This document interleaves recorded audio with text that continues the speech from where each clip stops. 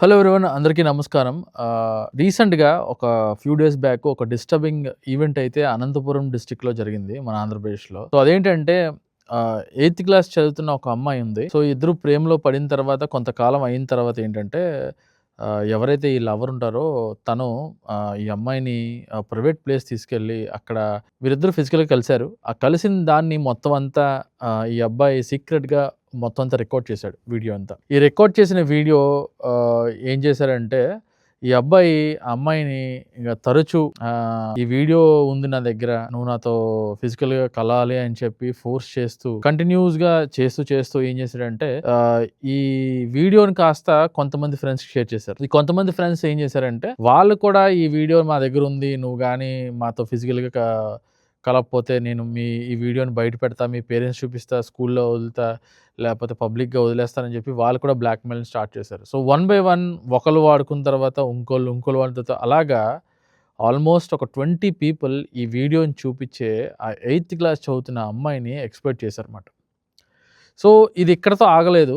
ఇది కంటిన్యూస్ జరుగుతూనే ఉంది. ఈ ఎయిత్ క్లాస్ కాస్త ఈ అమ్మాయి ఇప్పుడు 10థ్ క్లాస్‌కొచ్చేసింది.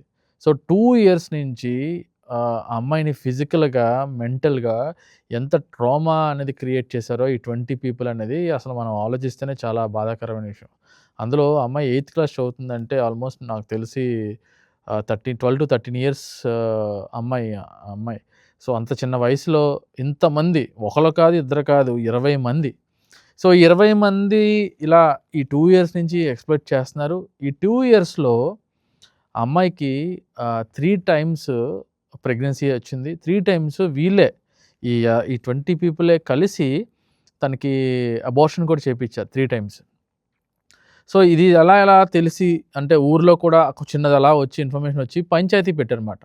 వీళ్ళు పేరెంట్సు అంత బాగా వెల్ ఎస్టాబ్లిష్ కాదు, కొంచెం బ్యాక్వర్డ్ ఫ్యామిలీ. సో, వాళ్ళు ఫైనాన్షియల్‌గా అంత స్ట్రాంగ్ కాదు కాబట్టి వాళ్ళు పెద్దల్లో పెట్టారు, ఇది ఎలా సెటిల్ చేయాలి అని చెప్పి.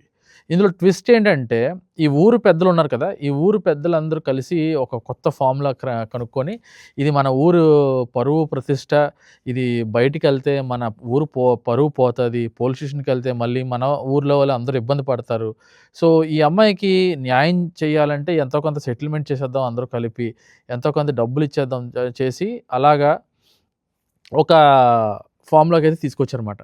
తీసుకొచ్చిన తర్వాత ఇది ఎందుకు అంటే అంత పెద్ద సీరియస్ కేసు, 20 మంది ఈ 2 ఇయర్స్ నుంచి ఈ అమ్మాయిని ఇలా ఫిజికల్‌గా ఎక్స్‌ప్లాయిట్ చేస్తున్నారు అని చెప్పి ఇంత ప్రాబ్లమాటిక్‌గా ఉన్న ఈ పెద్దలందరూ ఎందుకు అలా చేశారంటే, అందులో ఆ ఊరు సంబంధించిన పెద్ద ఎవరైతే ఆ ఊరికి పెద్దుంటారో ఆ పెద్దే వాళ్ళ అబ్బాయి కూడా ఈ అమ్మాయితో ఫిజికల్‌గా వీడియో రికార్డ్ చేసి, బ్లాక్‌మెయిల్ చేసి తనని ఎంజాయ్ చేస్తున్నాడనమాట.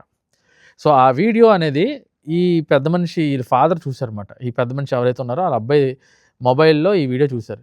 ఈ వీడియో చూసిన తర్వాత ఎవరైనా ఏ పెద్ద మనిషిని చూసిన తర్వాత ఏం చేస్తారు? పిల్లోడిని "అరేయ్! ఏంట్రా ఇది చేసే పని" అని చెప్పి వాడిని పనిష్ చేయాలి. లేపోతే పోలీస్ స్టేషన్‌కి తీసుకెళ్ళాలి. లేపోతే వాళ్ళకి న్యాయం జరిగినట్టు చేయాలి కదా! సో, అదంతా చేయకుండా మనోడేం చేసాడంటే ఆ వీడియోని ఈ తండ్రి ఎవరైతే ఊరు పెద్ద మనిషి ఉంటారో, ఆ ఊరు పెద్ద మనిషి ఆ తండ్రి ఆ అబ్బాయి దగ్గర ఉన్న వీడియో తిన మొబైల్‌లో కాపీ చేసుకొని, ఈ మొబైల్‌లో ఉన్న వీడియోని ఆ అమ్మాయికి చూపిచ్చి, ఈ తండ్రి కూడా ఆ అమ్మాయిని ఫిజికల్‌గా ఎక్స్‌ప్లాయిట్ చేశాడు, బ్లాక్‌మెయిల్ చేసి. సో, ఇది ఎక్కడ ఆగట్లేదు ఏంటి అని చెప్పి ఒక అమ్మాయి ఎయిత్ క్లాస్ నుంచి 10థ్ క్లాస్ వరకు ఈ 2 ఇయర్స్ నరకం అనుభవించి అసలు ఆలోచించి ఆ చిన్న పిల్లకి ఇంతమంది బ్లాక్‌మెయిల్ చేస్తూ రోజు ఎంత ట్రామా ఉంటది, ఫిజికల్‌గా ఎంత అబ్యూజ్ ఉంటది, అలాగే 3 టైమ్స్ అబార్షన్ అంట. ఇదంతా ఎంతుంటది. మళ్ళీ ఇది ఇంకా ఆపలేదన్నమాట. వాళ్ళెవ్వరూ ఆపలేదు. కావాల్సినప్పుడు ఆ వీడియో ఉంది. నువ్వు వస్తావా? రావా? ఫిజికల్‌గా ఎంజాయ్ చేస్తావా? లేదా? అని చెప్పి అలా బ్లాక్‌మెయిల్ చేస్తూ ఎంజాయ్ చేశారు. ఇప్పుడు తను మళ్ళీ ప్రెగ్నెంట్. మళ్ళీ ప్రెగ్నెంట్ అవ్వడంతో వాళ్ళ పేరెంట్స్, తను ఇంక డిసైడ్ అయ్యి ఏదైతే అయ్యిందని చెప్పి పోలీస్‌కి అప్రోచ్ అయింది. సో, పోలీస్‌కి అప్రోచ్ అయిన తర్వాత అమ్మాయి పోలీసులు వెంటనే కేస్ ఫైల్ చేశారు. కేస్ ఫైల్ చేసిన తర్వాత అమ్మాయి ఇచ్చిన ఇన్ఫర్మేషన్ ప్రకారంగా ఒక 7 పీపుల్‌ని అరెస్ట్ చేశారు. ఇంకా ఆల్మోస్ట్ ఒక 13 పీపులో లేకపోతే ఎంతోమంది ఉన్నారు. వాళ్ళందరూ అబ్స్కాండ్‌లో ఉన్నారు. పారిపోయారు. ఈ విషయం ఎప్పుడైతే తెలుసుకున్నారో. సో, ఈ విషయం అనేది ఇంత లేట్‌గా బయటకొచ్చింది. ఎందుకంటే అమ్మాయి ధైర్యం చేయలేక అంటే ఇది జరుగుతున్న ఏదైతే ఈ 20 మంది తనని ఇలా రేప్ చేయడం, ఇలా ట్రామా చేయడం, ఇలా బ్లాక్‌మెయిల్ చేయడం అనేది తను ఎలా సమాజం నన్ను ఎలా యాక్సెప్ట్ చేస్తది, ఎలా తీసుకుంటదని చెప్పి తను బయటికి రాలేదు. ఇలాంటివి ఈ చిన్న పిల్లల మీద ఆగాలంటే ఫస్ట్ చేయాల్సిన పనేంటంటే మన స్కూల్ లెవెల్ నుంచే అవేర్‌నెస్ ప్రోగ్రామ్స్ అనేవి క్రియేట్ చేయాలి. సెక్స్ గురించి లేపోతే గుడ్ టచ్, బ్యాడ్ టచ్ గురించి ఈ చిన్న పిల్లలకి లేడీస్ గానీ, బాయ్స్ గానీ ఇవన్నీ ఆహ్, చెప్పాలి.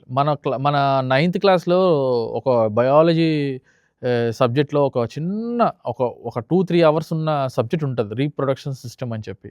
సో, అది చాలా బేసిక్ అంటే ఎలా పిల్లలు పుడతారు, లేపోతే ఎలా ఉంటదని చెప్పి బేసిక్ ఇన్ఫర్మేషన్ చెప్తారు తప్ప, ప్రాపర్ సెక్స్ ఎడ్యుకేషన్ అనేది ఎందుకు నేర్పించట్లేదు. మన స్కూల్ సిస్టమ్స్ ఇంకా పాత ఔట్‌డేటెడ్ ఎప్పుడో 1930సో, 1947లో రాసుకున్న విధానమే ఇప్పటికి కంటిన్యూ అవుతుంది.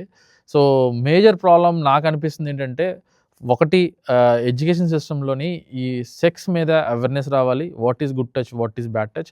అలాగే ఎవరైతే ఇలాంటి పనులు చేస్తున్నారో అంటే, అంటే అవతలోళ్ళకి ఇబ్బంది కలిగించి ఇలా బ్లాక్‌మెయిల్ చేసి చేసే వాళ్ళకి కఠినంగా శిక్షలు కూడా చాలా గట్టిగా ఉండాలి. ఎందుకంటే చాలా చిన్న అమ్మాయి 8థ్ క్లాస్ చదువుతుంది. 8థ్ నుంచి 10థ్ వరకు 2 ఇయర్స్ అమ్మాయిని ఎక్స్‌ప్లోయిట్ చేయడం అనేది అసలు నేను తెలుసుకున్న ఈ స్టోరీ తెలుసుకున్న తర్వాత నాకే చాలా డిస్టర్బింగ్ అనిపించింది.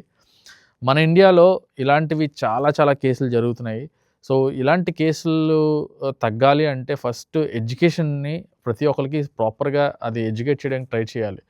అండ్ అలాగే మనకి సుప్రీం కోర్ట్ లాస్ కొత్త ఇప్పుడు ఏవైతే న్యాయ వ్యవస్థలో కొత్త లాస్ ఏంటి అంటే ఇద్దరి అంగీకారంతో వాళ్ళు ఏదైనా చేసుకోవచ్చు, ఎలాగైనా ఉండొచ్చని చెప్పి సుప్రీం కోర్టే చెప్తుంది. అలాంటప్పుడు ఇలా ఫోర్సిబుల్‌గా ఇలా రేపులు చేసి లేపోతే ఇలాగా బ్లాక్‌మెయిల్ చేసి ఇలాగ ఒకళ్ళ తర్వాత ఒకళ్ళు తనని వాడుకోవడం, అంత చిన్న పిల్లని ఇన్ని సార్లు ప్రెగ్నెన్సీ చేయడము, అబార్షన్ చేపించడం అనేది సమాజంలో మనం ఏ మెసేజ్ పంపిస్తున్నాం అనేది చాలా చాలా ఇంపార్టెంట్. ఆహ్, ఏదేమైనా అమ్మాయికి న్యాయం జరగాలి.